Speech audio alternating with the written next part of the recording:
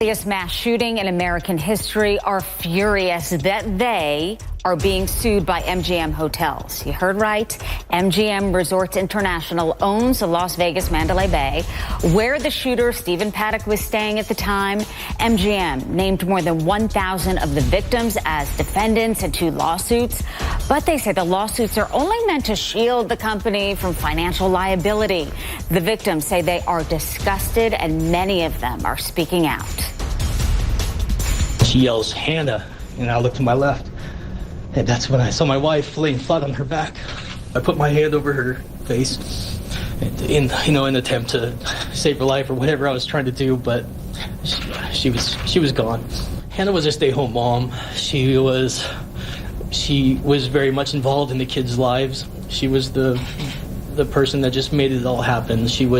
Our house was the house that everybody came to, like she wanted to entertain. She wanted the kids at our place, and she knew all the local kids. She knew their parents. I did not. I'm working. That's one of the struggles today, is trying to, keep everything together. My wife was the glue. She was what made it happen. I am really angry about the MGM. I mean, what gives them the right to do this again? To put us all through that? It's stupid. The other people that couldn't be here today, the people who are still injured, people who struggle each and every day just to do the simple things in life that some of us take for granted. You need to please remember them, remember their struggle. Listen to one of the survivors, Brian Claypool, and a friend of the show, talk about the guilt that he feels for living when so many others died. This was just 2 days after the shooting. I'm going through some guilt now. Did I help enough people? Because everybody was screaming and yelling. They didn't know what to do. We didn't know where the shooter was. We thought he was going to jump over the fence. We thought there could have been 1, 2, 3 shooters. Brian joins me now, along with being a shooting survivor. Brian, you're also a criminal defense attorney. You've been very open about the impact the shooting has had on you. How has this changed your life? Hey, Susan, always nice to see you. Make no mistake about it.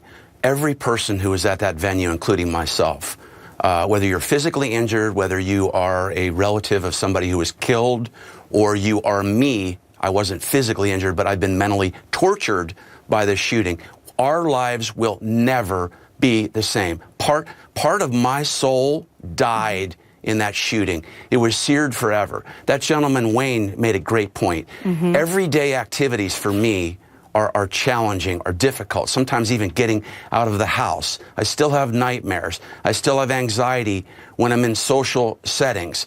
I have trouble trusting my surroundings. I hear a noise, I think it's a shooting. And the biggest thing for me, Susan, is I feel like I'm living out that movie called, have you seen that movie, Final Destination? Yes. That's exactly how I feel my life is. I've been having stomach pains over the last week since I heard about this announcement that MGM's suing the victims, and I'm expecting to die. I feel like something bad's going to happen to me, and this is the way it's going to be for the rest of my life and for everybody who was a victim of that shooting. And Brian, I'm glad you're being so open about this. I know you're part of the Route 91 Strong, talking about the people who have PTSD. So on the outside, physically, you may look the same, but on the inside, you're not. And I remember you telling me that you decided last minute to stay for this concert just to have some fun, to gather.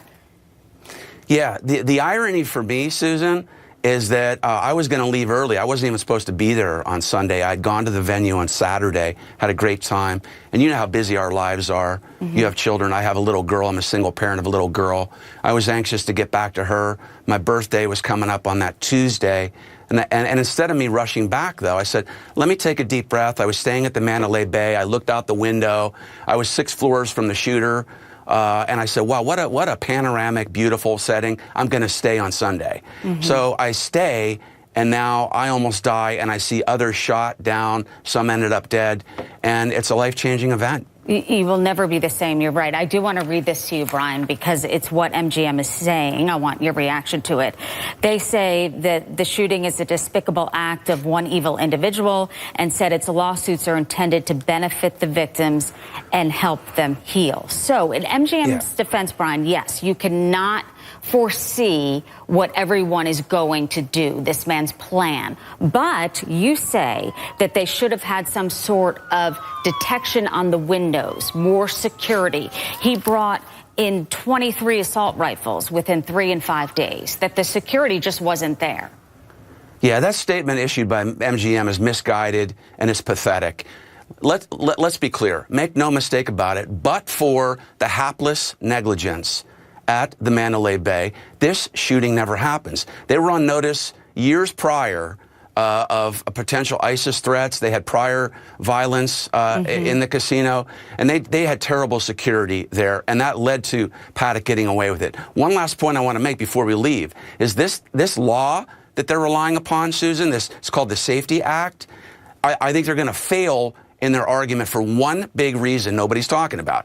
In their complaint, they say we hired this company for security at the venue. So they're trying to get immunity for a security company they used at the venue. But we're concert, not arguing. Right. Yeah, we're as lawyers for the victims, I represent over 75 victims. We're not arguing that the security at the venue caused the shooting. We're arguing that the security at the casino, the failed security there, caused the shooting. And those security folks at Mandalay Bay are in-house security. Right. They're not part of this company, CSC. So they're going to lose on this argument. We'll be following it with you, Brian, and we appreciate your honesty. I know you're helping a lot of people who went through similar things that you did. Thank you.